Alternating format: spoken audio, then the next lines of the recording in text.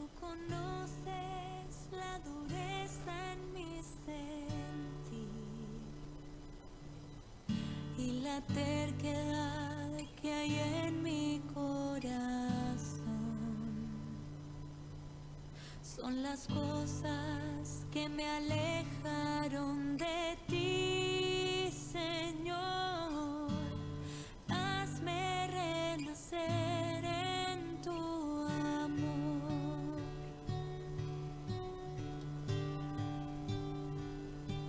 Déjame nacer de nuevo, déjame nacer de nuevo, déjame nacer de nuevo, Señor.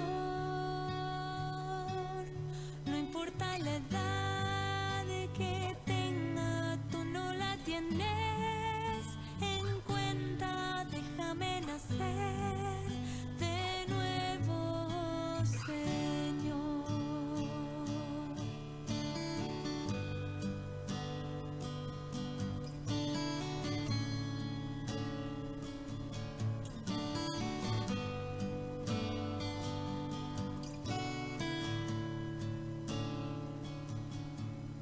Tú conoces el pecado.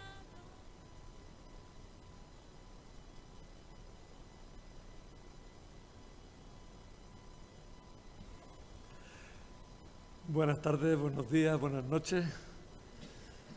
Aquí vamos a tener esta charla que para la mayoría es por YouTube, pero aquí tenemos unos cuantos que han sido valientes y a pesar de la tarde que hace, se han atrevido a venir para participar en la charla que he anticipado a hoy miércoles, porque mañana jueves tengo otra actividad que era ineludible. Así es que empezamos nuestra charla correspondiente al jueves, día 6 de noviembre, que es el séptimo de los temas que estamos viendo y que tiene como título Tesalonicenses, porque abarca las dos cartas que en el Nuevo Testamento aparecen dirigidas a los habitantes, a la iglesia de Tesalónica, a los cristianos de la ciudad de Tesalónica. Y empezamos pues situando un poco la ciudad, hablando de qué ciudad nos referimos y presentándola un poco para que entendamos bien en qué ambiente surge esta carta. Tesalónica, que hoy se llama Salónica, Saloniki en griego, es la segunda ciudad de Grecia y está situada al oeste de la península calcídica, que es esa península que tiene como 3 dedos en lo alto de Grecia, que da al mar Egeo, uno de los cuales es precisamente el que hoy llamamos nosotros Monte Athos. Espera, que aquí quiero mirar una cosa de aquí.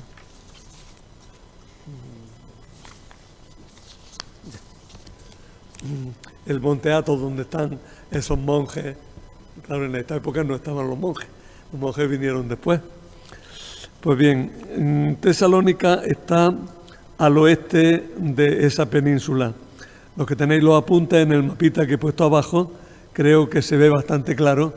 Y veréis que no pone Tesalónica, sino que pone Salónica. Bien, ahora digo por qué. En tiempo de San Pablo era la capital de la provincia romana de Macedonia. Macedonia, como sabéis también, para orientarnos también un poco, era el territorio donde había sido rey Alejandro Magno y desde allí se impulsó ya para sus conquistas hacia el oriente, ¿no? Pero Macedonia actualmente, sin embargo, está dividida en 2 regiones, una que pertenece a Grecia y otra, la del norte, que es una república independiente. Tesalónica era una ciudad próspera, comercial, debido a que tenía un buen puerto, evidentemente, y además estaba en la carretera que se llamaba Vía Egnatia, que unía Bizancio con Roma, y podemos decir que atravesando el mar por el estrecho de los Dardanelos se prolongaba hasta Macedonia. Por tanto, era un punto comercial verdaderamente importante y donde se movían muchas mercancías, mucho dinero y también pues había mucha actividad de todos tipos. La ciudad se llamaba originariamente Tesalónica por el nombre de una hermana de Alejandro Magno, no sé si era hermana o tía de Alejandro Magno, y mantuvo ese nombre largos siglos, pero en la Edad Media empezó a llamarse Salónica, sin la T.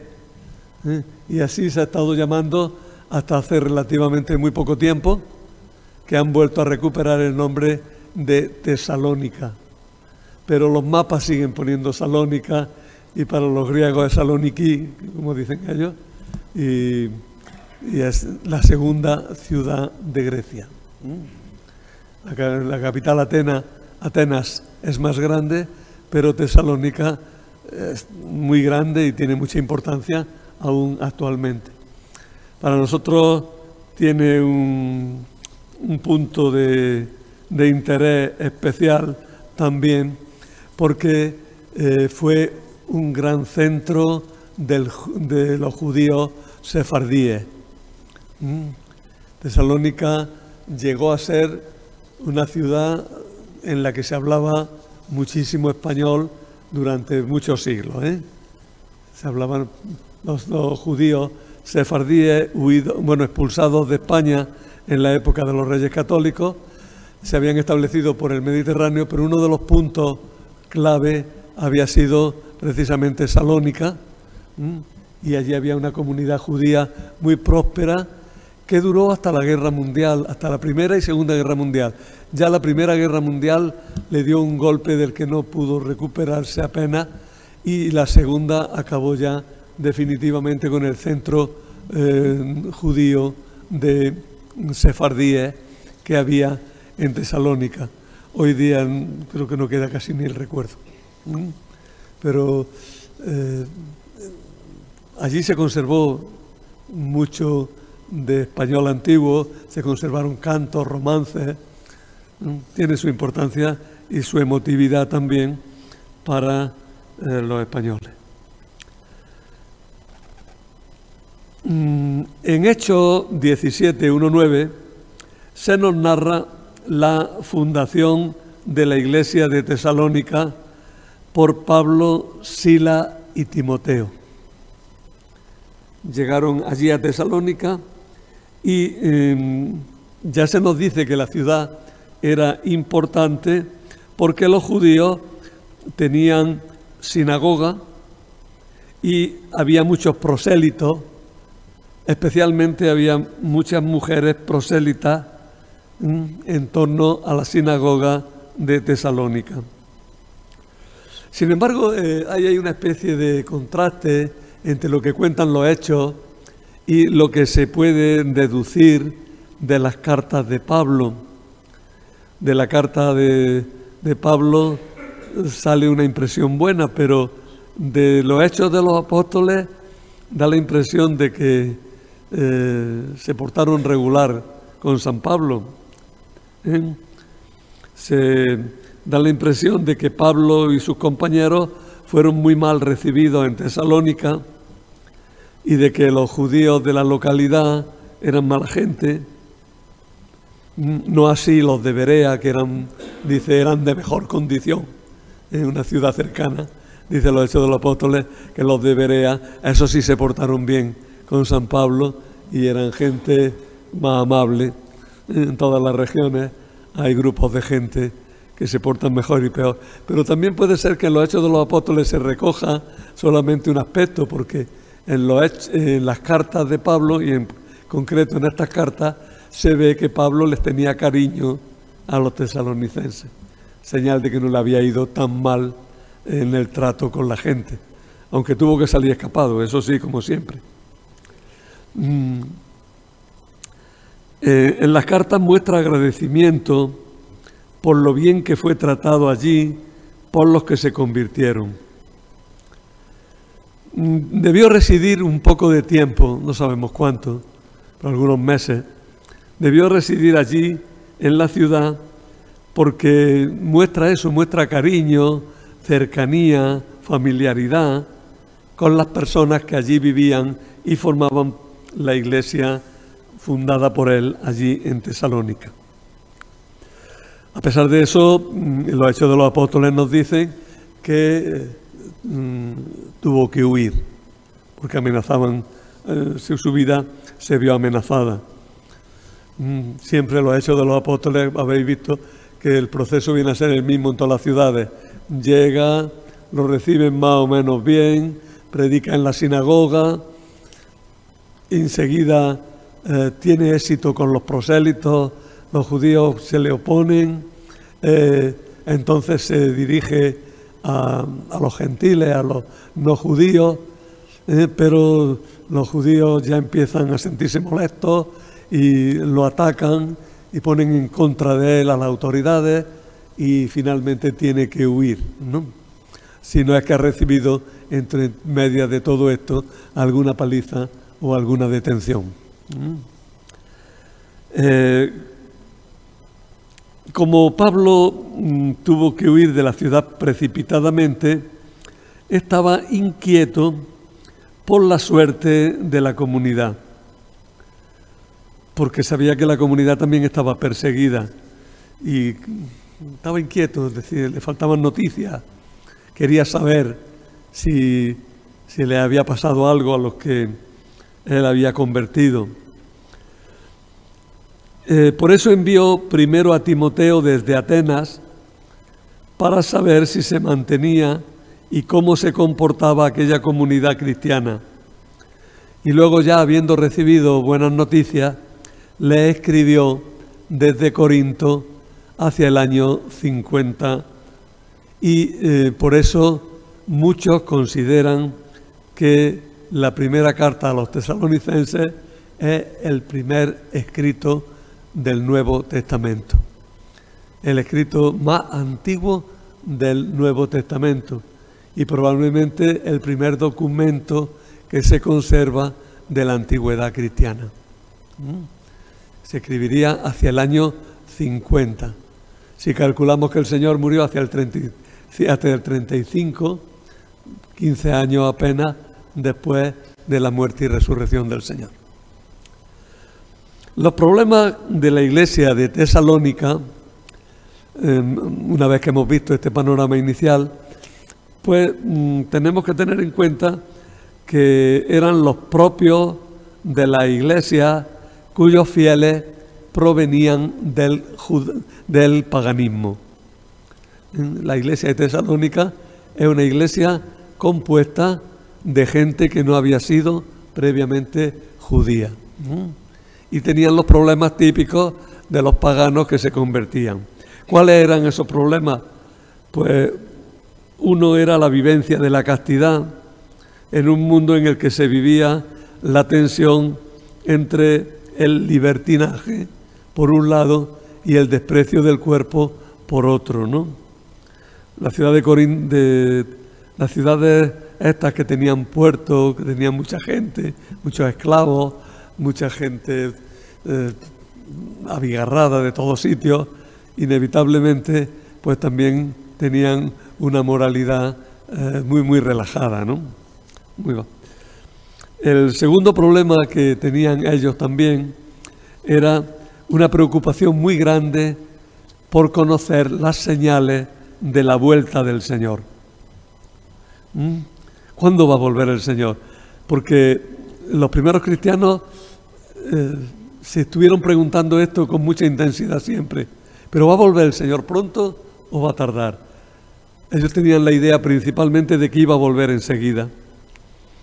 En el dibujo que he puesto en el tema, he puesto una escena de la vuelta del Señor, aunque de eso hablaremos más en el tema próximo cuando hablemos de la parusía. Pero es un tema que aparece en esta carta con mucha importancia. ¿Cuándo va a volver al Señor? ¿Cómo va a volver al Señor? ¿Qué señales hay de la vuelta del Señor? La tendencia a pensar que la venida del Señor era inminente, o por el contrario, a pensar que el Señor ya había vuelto de alguna forma, pues estaban también en tensión. Mientras unos decían, no, si el Señor ya está presente, no hace falta que vuelva como ya ha vuelto después de su resurrección, ya está entre nosotros. Otros, sin embargo, decían, no, tiene que volver de forma gloriosa. Y esa tensión, pues, era uno de los problemas que preocupaba y angustiaba a los tesalonicenses. Pero claro, como no volvía, tardaba en volver, la situación de los que murieran antes de que volviera el Señor, pues les preocupaba mucho. Porque ellos no tenían, estaba empezando el cristianismo, no tenían un catecismo también hecho como el nuestro. A ellos le habían predicado que el Señor había resucitado, que el Señor era nuestro Salvador y que el Señor va a reinar definitivamente sobre vivos y muertos en su triunfo definitivo. Pero eso parecía que tardaba. Y por otro lado decían, bueno, entonces los que se mueran, ya esos no, si vuelve el Señor, esos no van a gozar del encuentro con el Señor. Y es una de las cosas que tendrá que aclarar San Pablo. Otra cuestión es que aparecieron numerosos profetas cristianos y unos eran más sinceros y otros eran más fantasiosos. Y había que tener algunos criterios para dilucidar quién era de verdad un profeta auténtico y quién era un hombre lleno de fantasía que andaba engañando, por lo menos camelando a la gente, ¿no? Desviándola y llevándola con poca claridad. Por otra parte, los judíos y los judeocristianos mismos, judeocristianos son los judíos que se habían convertido al cristianismo, pero este grupo de judíos convertidos al cristianismo no se entendió nunca bien con Pablo y le hicieron una oposición bastante cerrada. Y es que ellos también tenían un enorme prestigio porque las religiones orientales y en concreto la religión judía entre los paganos incluso de aquella época, gracias a la superioridad moral que tenían los cristianos, que tenían los judíos ya, pues tenían un prestigio enorme, aparte de que eso de que tenían libros misteriosos, que tenían doctrinas que resultaban raras, todo eso les daba un prestigio grande. Y si estos se oponían a Pablo, era una dificultad para el progreso de la iglesia en Tesalónica, que se veía presionada no solo por los paganos, sino también por los mismos cristianos de origen judío y por los judíos en definitiva. La pregunta también era si el mensaje de Pablo era válido, si había sido realmente sincero y si tenía autoridad para predicar cosas que los judeocristianos no estaban tan de acuerdo, sobre todo lo relativo al cumplimiento de la ley de Moisés y a la necesidad de hacerse judío antes de ser cristiano. En los primeros cristianos hubo dos tendencias claras. Los de origen más judío y que no habían reaccionado, que decían no, Jesús es el Mesías, de acuerdo, y ha venido a salvar a los judíos. El que quiera salvarse, que se haga judío y de esa manera entra en la salvación. Pero estaban también otros grupos mucho más abiertos, como el grupo de Esteban o el grupo de Pablo, que decían, no, ni hablar. Cristo nos ha salvado.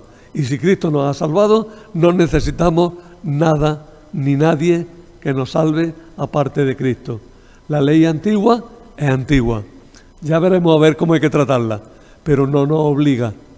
Por tanto, los cristianos decían, no tenemos que circuncidarnos. Y entonces, claro, los judíos decían que Pablo estaba enseñando un evangelio a medias, que no era devoto, que no estaba siendo sincero, que estaba allí engañándolo, que así se iba a cargar la religión, que todas las cosas estas que pasan cuando hay conflictos religiosos. Bien, esas eran las grandes cuestiones, la vuelta del Señor, los problemas morales, la oposición de los judíos, esas eran las grandes cuestiones que se planteaban en la iglesia de Tesalónica. Pero por encima de ellas había aspectos positivos y buenos, porque estaba la alegría de saberse una comunidad cristiana, de saberse iglesia congregada por Cristo para el Padre, y la vida cristiana basada en la fe, la esperanza y la caridad, las virtudes teologales, la perseverancia en la fe en medio de las persecuciones que eran realmente muy fuertes y muy difíciles de soportar. En Tesalónica, ahora ya nos fijamos, hemos visto la ciudad y la iglesia en Tesalónica, pero en el ámbito, en el ambiente de la ciudad. Ahora vamos a fijarnos más bien en la iglesia de Tesalónica en sí misma, cómo estaban funcionando. En la iglesia de Tesalónica había dirigentes de la comunidad que la presidían y la amonestaban, pero no se dice más sobre su tarea ni qué nombre se les daba. Dice la carta: os rogamos, hermanos, que apreciéis el esfuerzo de los que trabajan entre vosotros, cuidando de vosotros por el Señor y amonestándoos. Es decir, había encargados de la comunidad, había personas que estaban al frente de la comunidad. Y a esas personas nosotros hoy las llamamos obispos y sacerdotes, pero en aquel momento estaba empezando a crearse el concepto claro de lo que era un obispo, lo que era un sacerdote, lo que era un diácono. Estaba empezando a crearse en aquel momento. Pero desde el primer momento los apóstoles o los evangelizadores siempre insistieron mucho en que los que dirigían la comunidad merecían un respeto y una atención en función de la tarea que estaban realizando. Claro que lo dice con toda claridad. Os rogamos, hermanos, que apreciéis el esfuerzo de los que trabajan entre vosotros, cuidando de vosotros por el Señor y amonestándoos.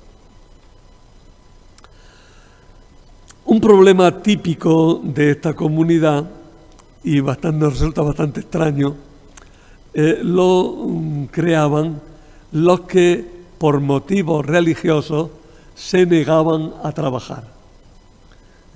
Había un grupo de gente que decía que no había que trabajar. La razón puede ser doble. No sabemos muy claramente la razón, porque puede venir de dos lados. Muchos piensan que se portaban así porque consideraban que la vuelta del Señor era inminente. Y como iba a venir tan pronto, pues no iba a dar tiempo a arreglar la casa. Que para qué iban a hacer sábado si eso ya no hacía falta, ¿no? El Señor venía tan pronto que no merecía la pena trabajar, o por lo menos, como mucho, hacer lo imprescindible, pero que no merecía la pena trabajar. Entonces San Pablo, que se enfada con ellos, les dice, bueno, pues es consecuente. si no merece la pena trabajar, tampoco merece la pena comer. Total, si el Señor está para llegar, y por eso dice esa frase famosa que conocemos, el que no trabaje, que no coma. Pero se refiere a eso, el que dice no merece la pena trabajar, no merece la pena trabajar, pues no comas tampoco. Sin embargo, hay otros que interpretan esta postura de una forma diferente, y por lo menos me parece que tiene también mucho de realidad. Y es que consideraban que para dedicarse a la oración y no contaminarse con las cosas de este mundo, había que retirarse y no trabajar y dedicarse a lo imprescindible, y vivir muy místicos pero sin dar golpe. Contra esto también reaccionó la Iglesia bastante pronto, porque enseguida empezaron a aparecer monjes de muchos tipos que evitaban el llevar una vida de trabajo normal. Pero los monjes, en concreto los monjes de Egipto, los monjes del norte de África, que fueron los más importantes, y los de Palestina, que fueron los primeros, enseguida dijeron que cómo que eso de no trabajar, todo lo contrario, que el verdadero monje, el verdadero anacoreta, tenía que trabajar con sus manos, nada de otro, trabajar. Y San Antonio, son 2 siglos después, pero ilustra la cuestión. San Antonio, cuando vende todas sus tierras y las entrega para los pobres y se dedica a vivir como monje, lo que primero que hace es ponerse a fabricar esteras en la puerta de su casa, ¿no? Es decir, siempre ha habido gente que ha dicho que eso de trabajar no hace falta para los que son muy buenos, que trabajen los que son malos, y ya hay bastante, ¿no? Y entonces la Iglesia siempre ha reaccionado diciendo, pues si está muy mal eso de trabajar, peor está lo de comer, así que no comáis. Bueno, vamos a fijarnos ahora un poquillo en cada una de las 2 cartas. Y empezamos por la primera. Y planteo la cuestión de si la escribió San Pablo realmente o es de un discípulo. Con la primera carta de los tesalonicenses no parece haber problema. Casi ningún comentarista niega que sea de San Pablo. La carta primera a los tesalonicenses la podemos contar como auténtica de Pablo. Pero algunos, sin embargo, algunos autores que ya hilan muy fino, muestran algunas dudas serias, entre las cuales es que en 2.16 dice una frase, pero la ira descargó sobre ellos hasta el extremo. Ellos son los judíos. Entonces, Pablo no puede hablar de los judíos como de un ellos, porque él se considera profundamente judío.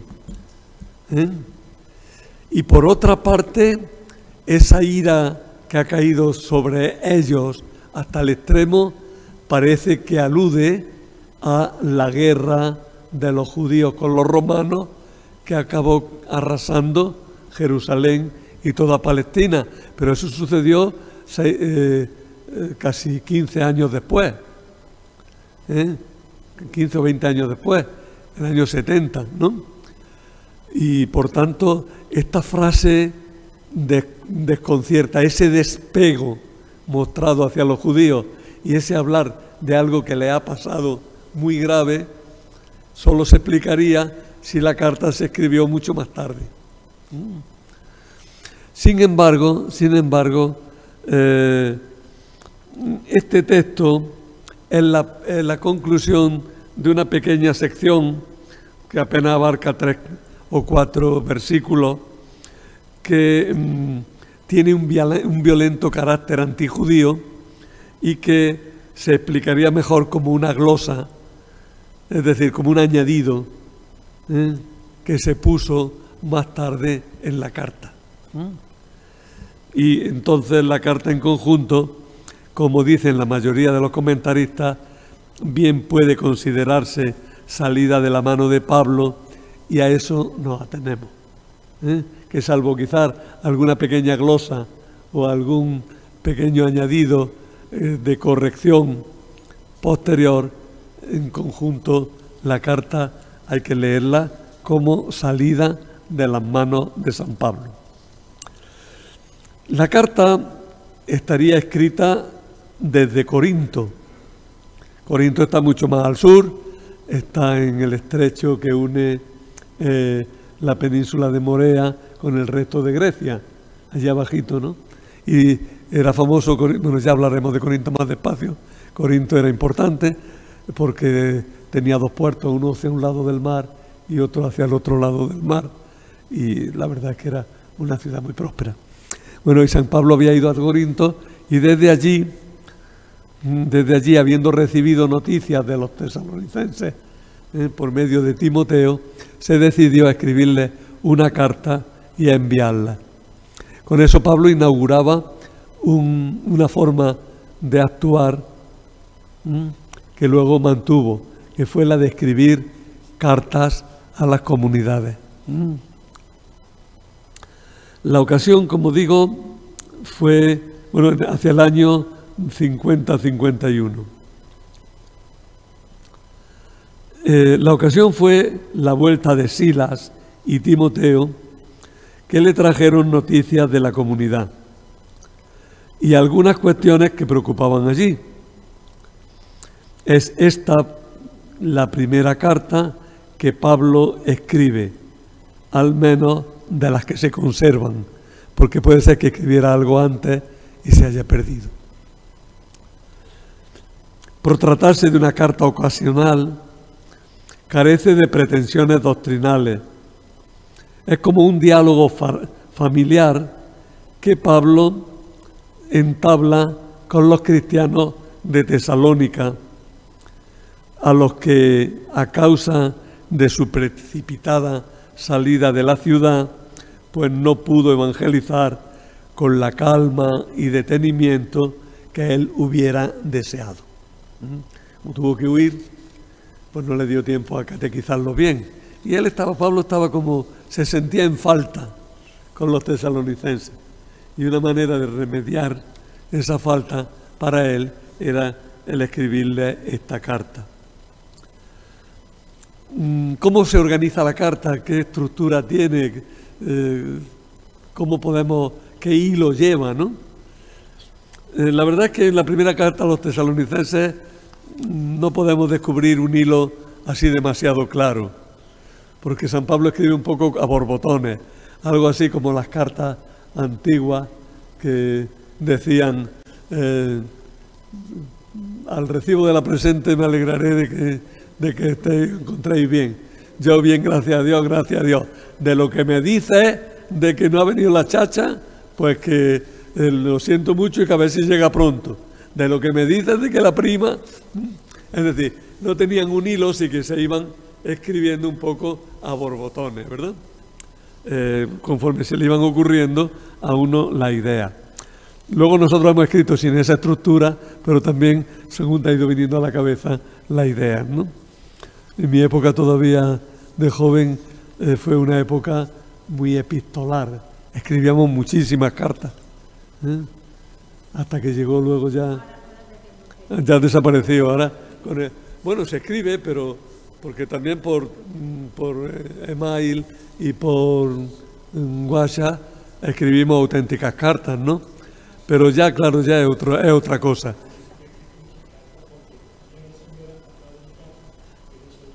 Y te la encargué.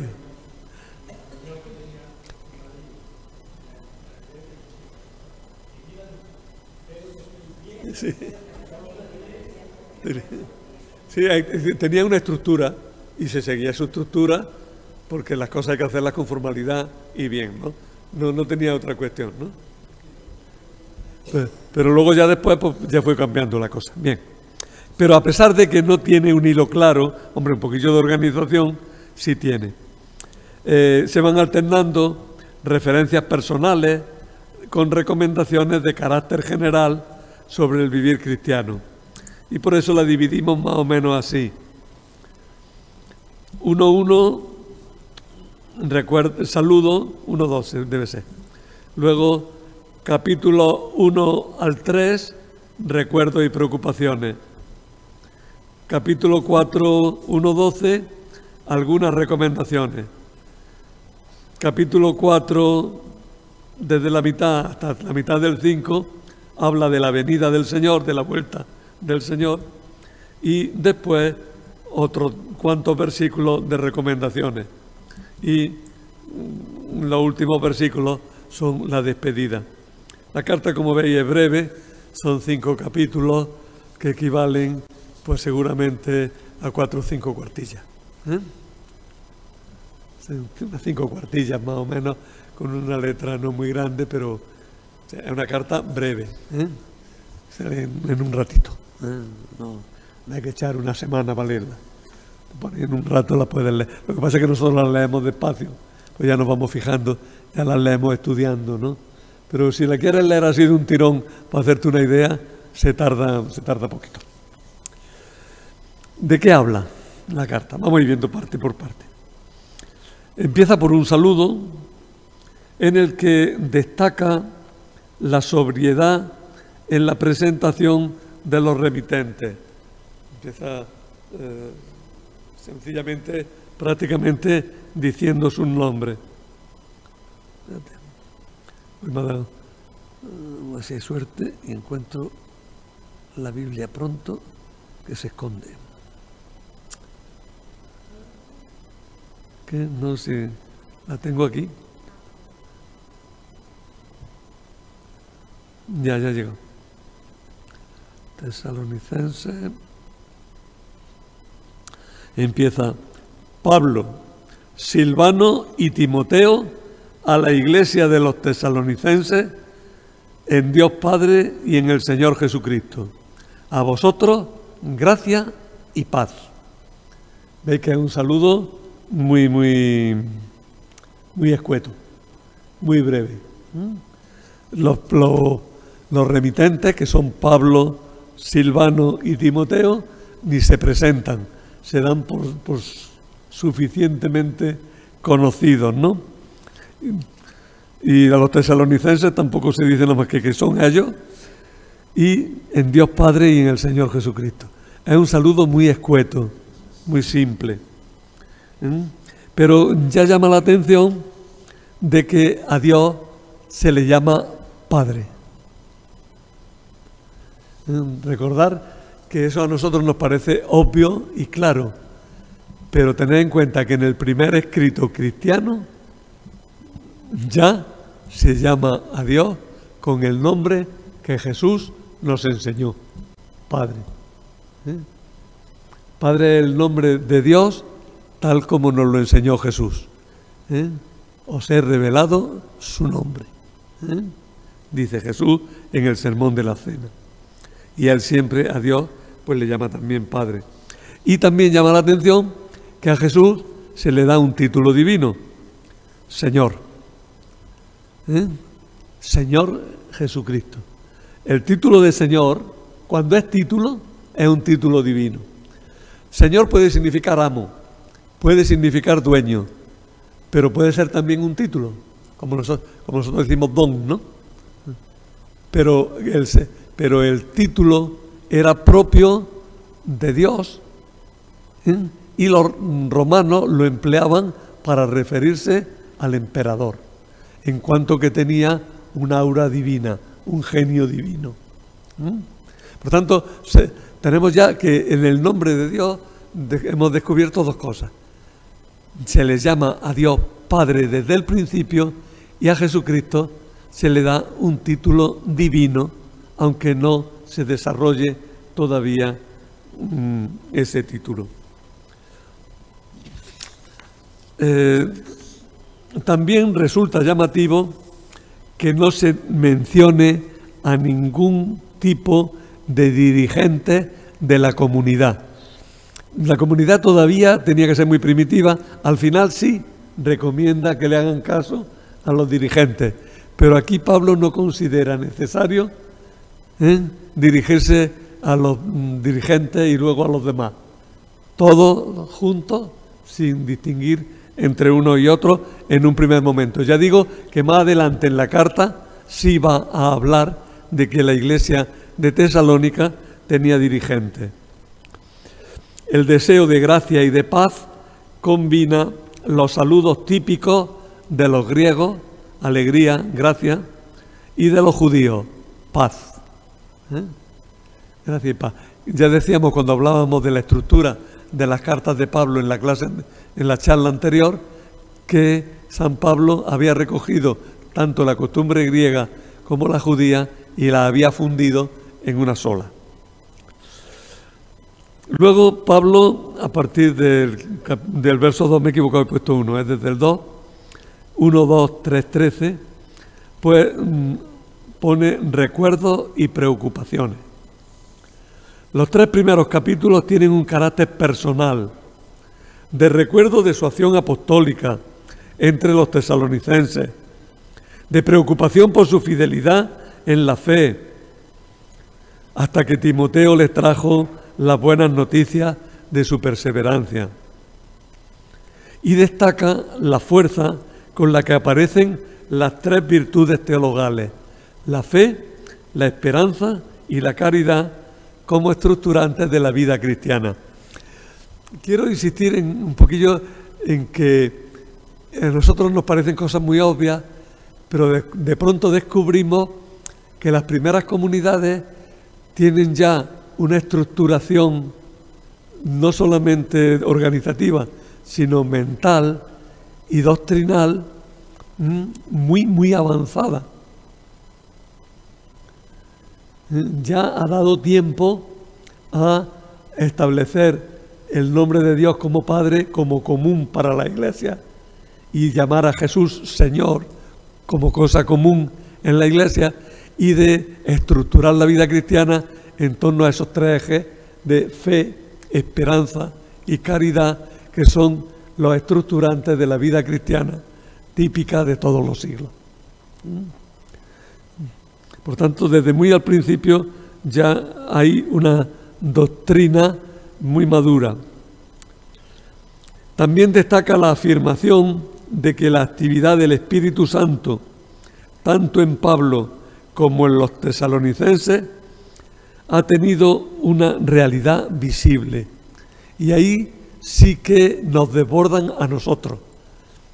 Nosotros, cuando hablamos del Espíritu Santo, ahora últimamente, en los últimos siglos, en los últimos tiempos, algunos grupos han destacado mucho la fuerza y la actividad que en las personas realiza el Espíritu, pero a nivel de Iglesia en general, muchas veces se ha llegado a hablar del Espíritu como del gran olvidado o del gran desconocido, ¿no? Y sin embargo, en las comunidades cristianas primitivas tienen una conciencia muy clara de que la acción del Espíritu Santo se ve, se nota, se ve clara. Es verdad que nosotros, cuando una persona tiene unos dones muy especiales de Dios y es una persona que es verdaderamente santa, enseguida decimos que se ve que es un santo. Ahí se ve que está actuando Dios, ¿no? Ahí se ve que Dios está echando toda su fuerza. Incluso mucha gente, en algunos casos, incluso de los tiempos últimos, pues han reconocido. Recordad, por ejemplo, al Padre Pío, que me ha venido a la cabeza, o algunos santos así, que han sido. Hoy celebramos a Santa Ángela de la Cruz, que en Sevilla pues fue enseguida muy reconocida y muy querida, ¿no? Es verdad que ahí se ve que la acción del Espíritu Santo está actuando, ¿no? Pero no había una conciencia tan expresa, tan clara, como la hubo en los primeros tiempos. Pablo, por otra parte, se presenta como modelo de vida para los de Tesalónica, y estos, con su comportamiento, lo son para todas las iglesias al renunciar a la idolatría y mantenerse a la espera de la plena manifestación del Señor. Ahí hay como una escala, Jesucristo, Pablo que imita a Jesucristo, los tesalonicenses que imitan a Pablo y que son modelos para otras comunidades. Hablando de otra manera, en realidad todos tenemos un único modelo, un gran modelo, que es Jesucristo, al que nos debemos, ¿no? Pero de esa imitación de Jesucristo es de donde va a brotar toda la vida cristiana. Recordaréis que uno de los libros más famosos de espiritualidad que ha habido en la Iglesia desde que se escribió en el siglo XV, se llamaba precisamente La imitación de Cristo, de Tomás de Kempis. Ha sido un libro, fue el primer libro religioso que me regalaron a mí de chico, pero yo muy chico no me enteraba de nada. Y además era un libro muy chiquitico, lo editaban en tamaños muy pequeños, pero era un libro que te lo regalaban en la primera comunión y decían, ya tienes tiempo para leerlo, ¿no? Y el título era La imitación de Cristo. Imitar a Cristo como Pablo. Imitar a Pablo como los tesalonicenses. Imitar también nosotros a los tesalonicenses para que otros puedan imitarnos. Somos unos espejos de otros y en definitiva espejos de Cristo.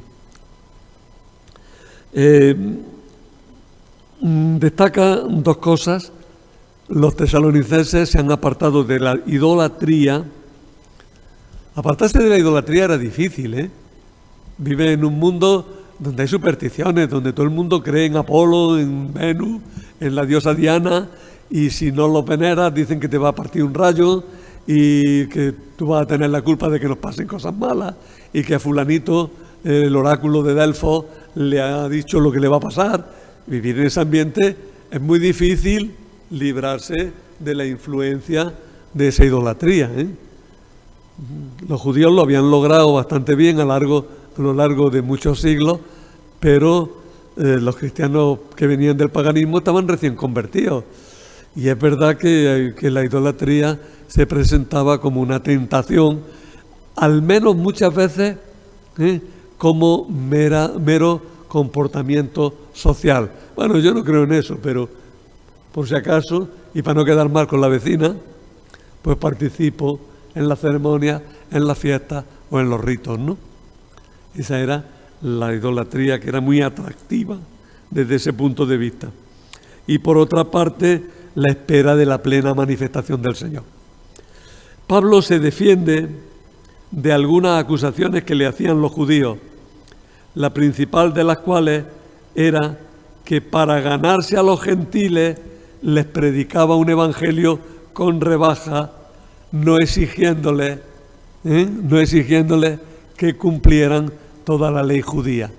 Es que si les digo que cumplan toda la ley judía, no se me convierte ninguno. Yo les doy, cumplan alguna cosilla, y ya luego los convenceremos, ¿no? Han predicado, y San Pablo se indigna cuando le dicen eso, se enfada muchísimo, claro. Está diciendo que soy un embustero, que estoy aquí camelando a la gente, estoy engañando.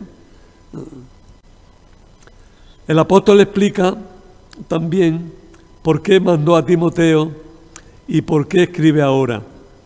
Porque quiere mucho a esos cristianos y porque estaba preocupado por los peligros que corría su fe. Por eso mismo tiene ganas de volver a visitarlos para prepararlos mejor a recibir la vuelta del Señor. A partir del capítulo 4 empiezan una serie de recomendaciones: que lleven una sexualidad ordenada, que tengan cariño mutuo, que superen nerviosismo e ideologías contrapuestas, que trabajen para ocuparse en algo serio y para ganarse la vida. Y aborda el tema de la vuelta del Señor. Parece que entre los tesalonicenses había surgido la preocupación por la suerte de los muertos antes de la segunda vuelta del Señor. Y Pablo los tranquiliza diciéndoles que los muertos resucitarán y saldrán al encuentro del Señor igual que los que estén vivos. De eso vuelvo a hablaros cuando explique bien lo que es la parusía y cómo la pensaba. Hoy voy a decir algo, pero el próximo día lo desarrollaremos más. Y luego ya da algunas recomendaciones más. Pide trabajo, perdón, alegría, oración, que no apaguen el espíritu. Eso se entiende como que no impidan la actividad profética que algunos desempeñaban en la comunidad. Es difícil para nosotros explicar bien en qué consistía y cómo llevaban a cabo esa actividad, pero lo cierto es que en las primeras comunidades cristianas hubo gente que tenía el carisma de profecía y era claro ante los demás. Eso ha permanecido siempre de una manera o de otra, pero habría que ser mal. No hay profecía, no se entiende anunciar cosas, que también, por profecía se entiende interpretar la situación presente a la luz de la palabra divina, lo cual ha quedado subsumido de alguna manera pues en todas las actividades de homilía o de retiro o de charlas formativas, ¿no? Ahí ha ido metido mucho de lo que los primeros cristianos veían como profecía. Y luego hay gente que realmente se ha podido decir, no, ese es que se le ve que está hablando en nombre del Señor, ¿eh? Tiene fuerza lo que dice. La despedida es muy recargada y abunda en los temas ya tratados. Una vida santa, espera del Señor, fidelidad de Dios, oración de unos por otros. Bien, esa es la primera carta.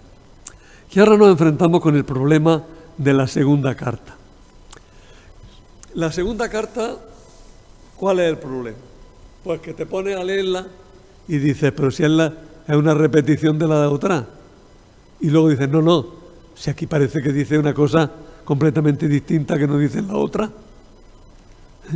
Ese es igual, pero no es igual, sorprende mucho en la segunda carta a los tesalonicenses. De tal manera que se ha podido llegar a decir, o se ha dicho, que probablemente en Tesalónica se armó un lío muy grande, sobre todo a propósito de lo de la vuelta del Señor, que Pablo no lo había acabado de explicar bien en la primera carta, y algún discípulo de Pablo, dicen, habría escrito queriendo decir, lo que quería decir San Pablo era esto. Y entonces no dice lo que quería decir San Pablo era esto, sino yo, Pablo, digo esto. Eso no se interpretaba como plagio, ni se interpretaba como fraude. Se interpretaba como homenaje al personaje al que se copiaba y de alguna manera se corregía, porque no se tenía la idea de que se le estaba corrigiendo, sino que se tenía la idea de que se estaba expresando con más claridad y más perfección lo que él había dicho. Bien, entonces esta segunda carta a los tesalonicenses hay muchas dudas sobre que la escribiera San Pablo. Es demasiado igual y demasiado diferente a la par de la primera. Hay párrafos prácticamente iguales, pero hay una mentalidad bastante diversa en algunos puntos cruciales.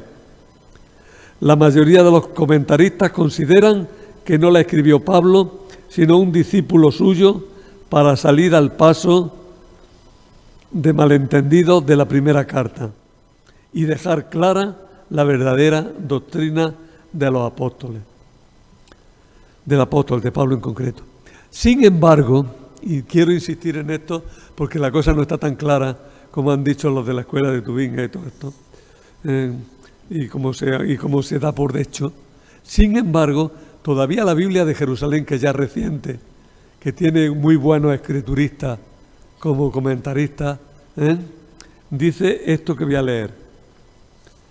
Es mucho más sencillo pensar que el mismo apóstol, queriendo precisar o ajustar su enseñanza escatológica, es decir, su enseñanza sobre la vuelta del Señor, haya escrito esta segunda carta, repitiendo las fórmulas de la primera. Ambos escritos no se contradicen, sino que se completan, y su autenticidad queda asimismo bien testificada por la antigua tradición de la Iglesia. Lo repito peor, pero para insistir. ¿Qué dice la Biblia de Jerusalén? Oigan ustedes, desde muy antiguo no tenemos noticias de que nadie dijera que no era de San Pablo. Y segundo, es muy posible que si le llegaron a San Pablo diciéndole que la gente no acababa de enterarse, reescribiera la carta y la mandara para corregir lo que había sido mal interpretado. Nosotros no tenemos más argumentos ni tenemos más datos. No tenemos más datos. ¿Qué opino? Yo no sé por qué digo lo que opino yo, porque no sirve para nada, pero bueno, tampoco soy tanto. Pero vamos, creo que se ve bastante claro que no está totalmente decidido científicamente que sea auténtica o que sea de un discípulo.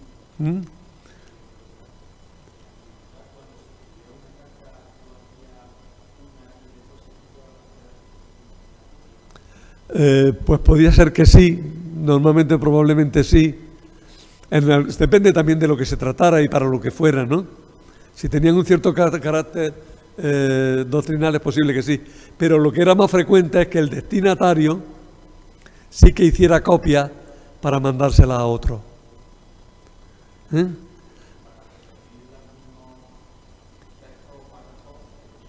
Tendría que tener copia o tener la misma o las mismas.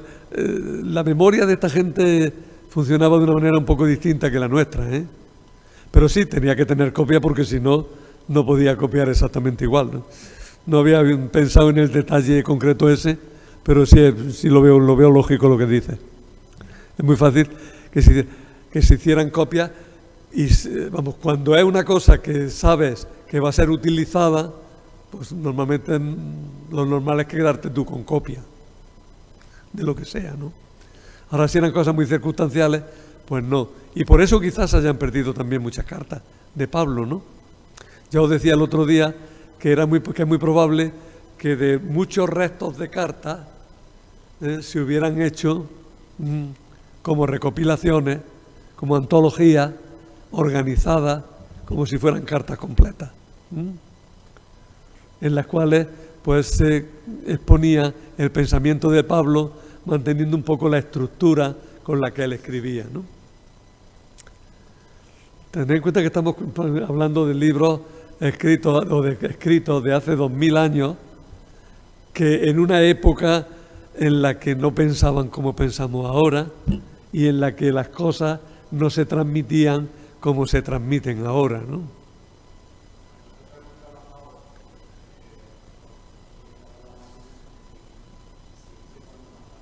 Con calco.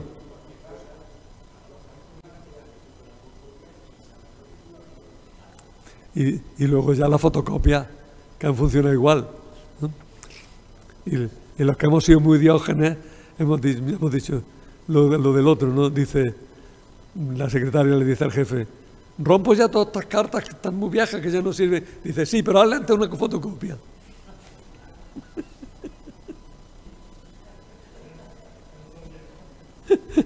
¿Para qué, verdad? Bueno, esta carta se presenta como obra de los mismos remitentes y escrita para los mismos destinatarios que la anterior. Si la escribió realmente Pablo, tuvo que ser escrita unos 3 meses después que la primera, hacia el año 51. Y también desde Corinto, ya que Hechos de los Apóstoles nos dicen que Sila o Silvano acompañó a Pablo solo durante un viaje. Si no es realmente de Pablo, la carta se puede datar muchos años después. Y aquí tendría que hablaros un poco del gran problema que aborda la carta, que es el de la parusía, que como es tan importante le dedico un tema entero el próximo día. Hoy, sin embargo, lo apunto ya porque es importante.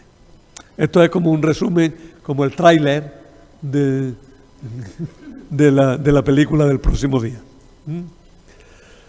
Este escrito tiene como objetivo hablar sobre la vuelta del Señor o parusía, porque los tesalonicenses estaban muy preocupados y nerviosos por el tema. También preocupaba al autor el hecho de que continuara el problema de los que se negaban a trabajar, sea por considerarlo inútil ante la inminencia de la venida del Señor, o sea por otras razones ascéticas y religiosas. Ante el nerviosismo de los tesalonicenses en relación con la parusía, el autor de la carta responde que el día del Señor no es inminente, ya que antes tendrán que mantenerse y manifestarse diversas señales, que él mismo les había explicado previamente, entre ellas las referentes a la apostasía y al adversario o anticristo, que es descrito con los rasgos de Calígula. ¿Por qué decimos eso? Porque dice que el que se opondrá a Dios, el anticristo, hará que adoren su estatua por todas partes. Y ya sabemos que Calígula intentó colocar estatuas suyas en todas las sinagogas e incluso en el mismo templo de Jerusalén, cosa que no logró porque lo mataron antes. Calígula duró muy poco tiempo, unos 5 años. Pero los rasgos con los que se describe a este personaje perverso son los rasgos del emperador Calígula, que dejó muy mal recuerdo. Por eso, mientras llega el momento, lo importante es permanecer fieles a la elección del Señor, llevando a cabo una vida ordenada y de trabajo. El contenido de la carta ya lo he desarrollado de alguna manera, los que tenéis los apuntes lo podéis ver ahí. Más o menos se mantienen pues los mismos temas, ¿no? Consuelo en la persecución, aclarar conceptos sobre la venida del Señor, insistir en que hay que trabajar, tener cuidado de no hacer especulaciones de para cuándo vaya a venir. Alude a eso, a que él había hablado de que había algo que retenía la venida de Jesús. No sabemos a qué se refiere, porque no lo explica, lo da por supuesto, por conocido. Por eso siempre a lo largo de la historia de la Iglesia se han hecho muchas especulaciones de que el Señor ya vuelve, ya llega, ¿no? Fijaros que todavía en la Edad Media, en torno al año 1000, hubo bastante nerviosismo. De eso habría que hablar más despacio, pero en general hubo bastante nerviosismo, sobre todo en algunas regiones de Europa, no tanto como dicen algunos, pero en algunas regiones de Europa parece ser que sí, que se puso la gente muy nerviosa. Y porque ya era el año 1000 y ya iba a venir el Señor. Cuando vino el año 2000 también empezaron la gente a decir que ahora toca, ¿no? Que ya viene, ¿no? Fijaros, yo fui a Ecuador en el año 1992 y cuando llegué, a la par que yo, llegó un personaje que también era español, que llegó diciendo que era Jesucristo y que ya venía en el último día, ¿no? Y que se iba a aparecer glorioso en la playa de la zona aquella, en la playa de Manta, ¿no? En la playa de Crucita, por la playa de Crucita, una playa allí cercana, ¿no? Que iba a aparecer. Oye, que fue, que se llenó la playa aquel día, por si acaso, Y me preguntaba a mí la gente, ¿usted qué dice? ¿Este es su paisano? Digo, bueno, yo no sé ni quién es, pero vale. ¿Qué opina usted? Digo, bueno, yo no, mucho miedo no tengo, pero vaya a ser que venga, ¿qué vamos a hacer? Porque el Señor puede volver cualquier día, ¿no? Algún día volverá, ¿no? Bueno, insiste en el consuelo y acaba con una despedida en la que da una bendición y que repite prácticamente la despedida de la primera carta a los tesalonicenses. Una cosa curiosa aquí es que dice que la carta la he escrito yo y mirad qué letras más grandes. Esa es mi firma. Y eso también hace sospechar. Cuando se insiste demasiado, dice, no, bueno, vale. Pero bien, la carta es inspirada, la carta es palabra de Dios, su enseñanza es válida. Eso sí, tenemos que acogerla sabiendo realmente lo que quiere decirnos y no inventándonos lo que a nosotros se nos ocurra. Y nada más, el próximo día hablamos de la parusía.